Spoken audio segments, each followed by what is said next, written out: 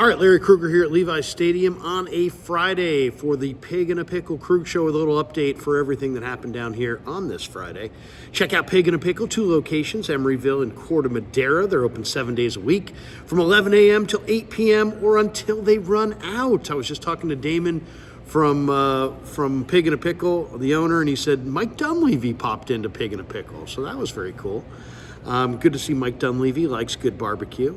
And he's obviously living well these days with the Warriors playing great ball. And of course, this video is also brought to you by Sharp Corner Sports Cards and Collectibles. They're at 205 Cypress Avenue in Pacific Grove, California on the Monterey Peninsula. Thanks to my good friend Anthony Catania. He's at 831-521-5264. All right, let's talk about the Niners. They're getting ready to board the bird and go to Tampa. It's week 10. Niners coming off the bye, looking for a win, trying to go to 5-4. They're going to get Christian McCaffrey back. We just talked to him in front of his locker a minute ago. I asked him, I said, Christian, is your pregame routine different now that you've got these, the dual Achilles? And he said, yeah, it's quite a bit different. He doesn't like talking that much about his routine, but he says he's changed it up quite a bit with the Achilles. But he feels great.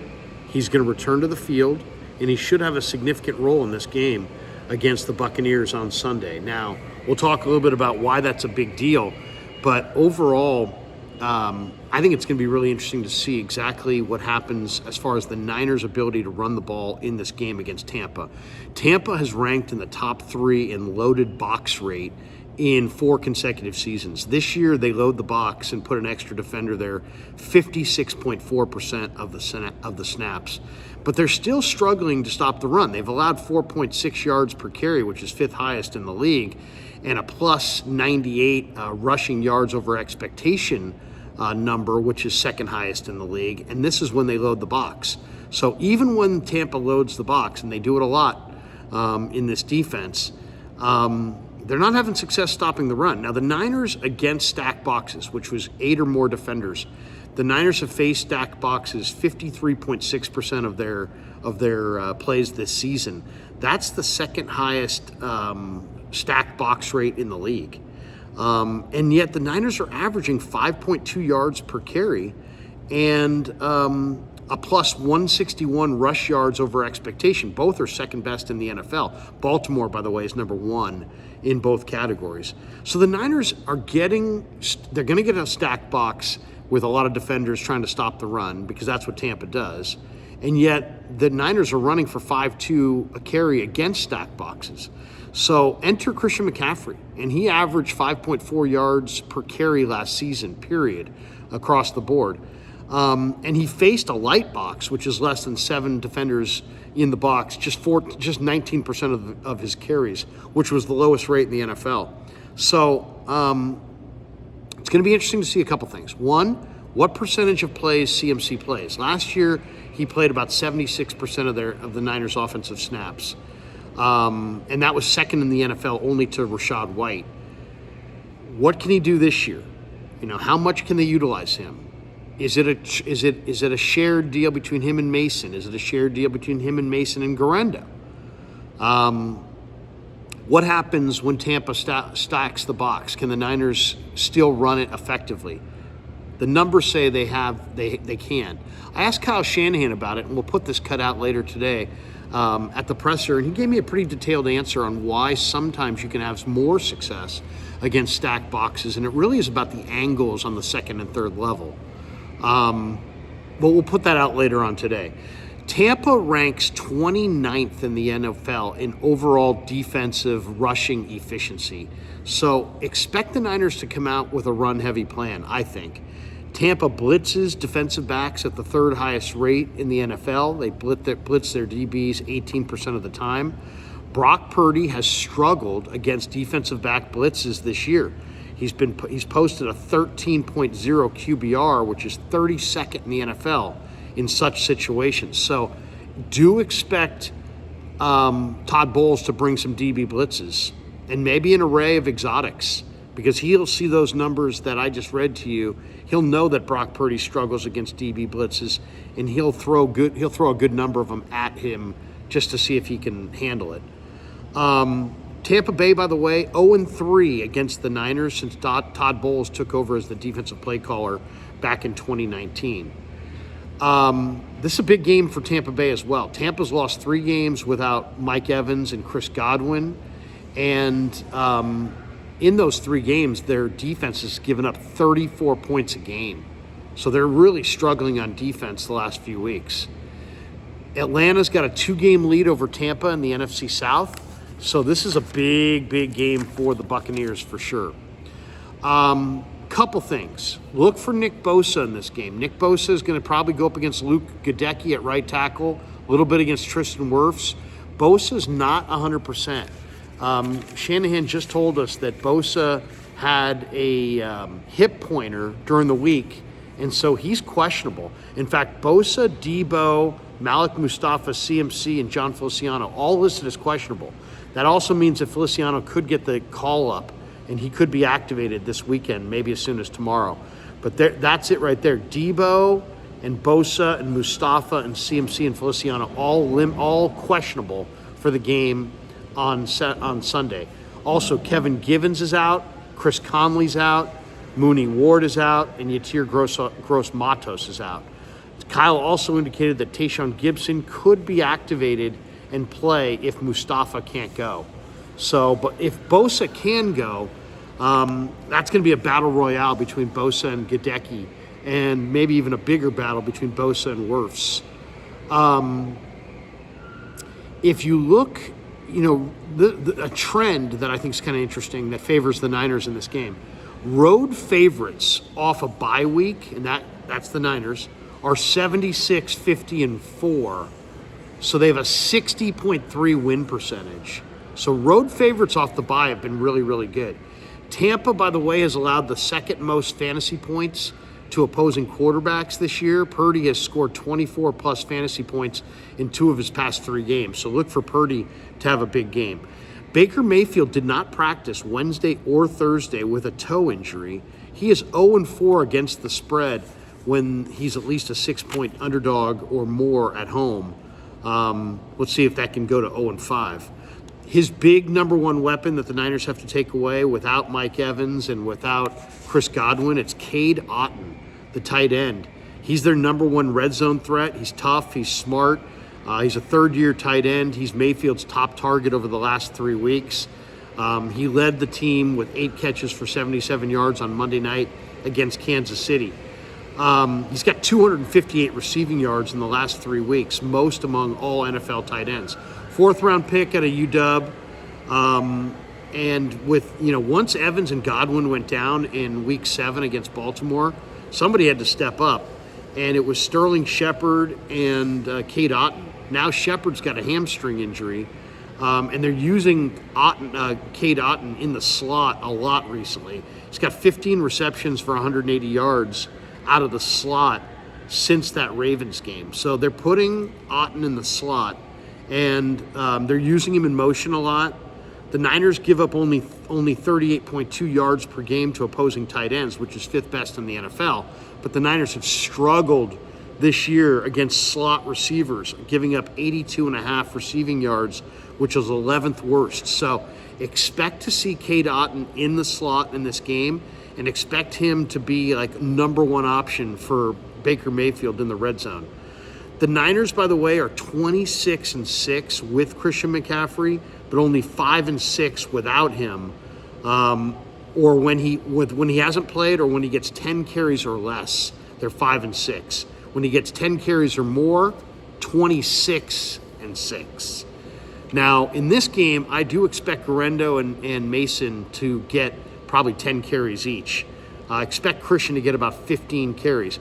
Where I think they're going to utilize Christian in this game is out of the backfield as a receiver. Why? Tampa's allowed 55 receptions already to opposing running backs. That is the 2nd most of any team in the NFL. This is a huge game for the Niners. If they win it, they have a 66% chance of making the playoffs. If they lose it, it falls to 36%. Huge game for the 49ers. If they want to go to the playoffs, they have to win this game. The 49ers lead the NFL, by the way, in explosive pass plays with 30. which is kind of surprising. But that's Brock Purdy. He takes shots down the field. But the Niners, while that's going on, also have the lowest yards after the catch of any team in pro football. If there was a first-half MVP, I'm giving it to Fred Warner. 66 tackles, 3 TFLs, 2 hits on the quarterback, 2 picks, a touchdown, a sack, all in 8 games. Warner was monster in the first 2 months of the season. He's the first-half MVP. The calendar has turned to November. That's a good thing for the Niners. The Niners are 9-1 in the month of November, going back to 2021, averaging 28 points a game, allowing only 13 points a game, and a plus 13 turnover margin. This time of year, the Niners buckle it up, start going for turnovers, and start beating teams in a big way. Friday's practice today, no CMC, Bosa, Jennings, Debo, Malik Mustafa, and Jake Moody all practiced today. They all practiced. I talked to Jake Moody, did an interview with him in the locker room. He says that he's done a bunch of different rehab on his ankle and he's ready to roll. He feels confident in the ankle. He says it was way better that it happened on his kick leg and not his plant leg because of the balance involved there. But he said he's ready to roll. He's ready to roll. He's ready to help his team. He wanted to congratulate Matthew Wright and Anders Carlson for being perfect when he was out. But he's back and he's ready to roll. And it was exciting talking to him today. He's excited about the rest of his season. He was having a great year before he went out. Tampa Bay lost to Kansas City on Monday night, 30-24, and they're going to be on a short week. They've lost 5 of the last 7, and they're going to be on a short week. Niners are coming off a bye. In addition, Kansas City's defense logged 83 plays and over 40 minutes of field time on Monday night. So the Niners have a major rest advantage in this game. Will it serve them? We'll see. But look for the Niners to try to tire out the Buccaneers defense, and maybe the Bucs defense will give in the fourth quarter. Transactions this week. Anders Carlson was released, the kicker. Jalen Graham was waived and then re-signed to the practice squad. Tayshaun Gibson was signed to the practice squad and could be elevated as soon as tomorrow for Sunday's game. The Niners traded a 7th-round pick in 2026 this week to the Houston Texans for Khalil Davis, the defensive tackle. The Niners also signed Russell Gage, the veteran wide receiver, to their practice squad and released practice squad wide receiver Malik Turner. And the Niners also opened the practice window for Yatir Gross-Matos and John Feliciano. And we'll see if either of those guys will be up and ready to go on Sunday. Gross-Matos will not be, but Feliciano could be. Couple other notes. This is the birthday week for Eddie D, and the Niners are playing in Tampa, which is Eddie's home. It'll be interesting to see if Eddie's there, but happy 78th to Mr. D, the greatest owner in the history of sports.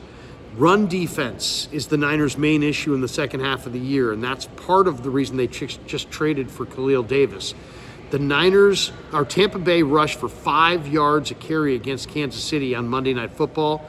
Can the Niners stop the trio of Bucky Irving, Rashad White, and Sean Tucker? The Niners are 23rd in efficiency against the run. This is a major part of the second half of the year. If the Niners can't stop the run, they're not going to the Super Bowl. And some people would say, well, they're not going to the Super Bowl. But if they can't stop the run, they probably aren't going to the playoffs. Can the Niners stop the Bucs on special teams? Bucky Irving last week had a 46-yard kickoff return against Kansas City. He is a threat. Can Brock Purdy win on 3rd downs against Tampa Bay's defense? Kansas City did. They converted 12 of 18 against this defense on 3rd down just last week. 49ers, as I said, have a major rest advantage coming off the bye. Bucs are coming off the short week. Niners need more pass rush. Bosa's got 4.5 sacks. Floyd has 3. They got to get it rolling if they're going to be a playoff team.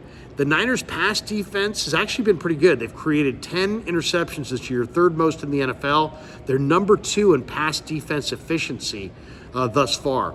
The big issue for the Niners is in the red zone. They got to be better on both sides of the ball. Last year, they converted 67% in the red zone, best touchdown percentage in the entire league. This year, they're converting 49% into touchdowns. CMC, by the way, accounted for 40% of the Niners' red zone touchdowns last year, so getting him back will be absolutely huge. Without CMC, the 49ers have been a bottom 5 red zone touchdown percentage team this year, so they need him back in the biggest way. The 49ers are second in yards per game, but they're 6th in points per game, largely because of their struggles in the red zone. The key in this game is going to be for Brock Purdy not to turn it over. He's 3-0 when he doesn't turn it over this year. He's 15-0 in his career when he doesn't turn it over.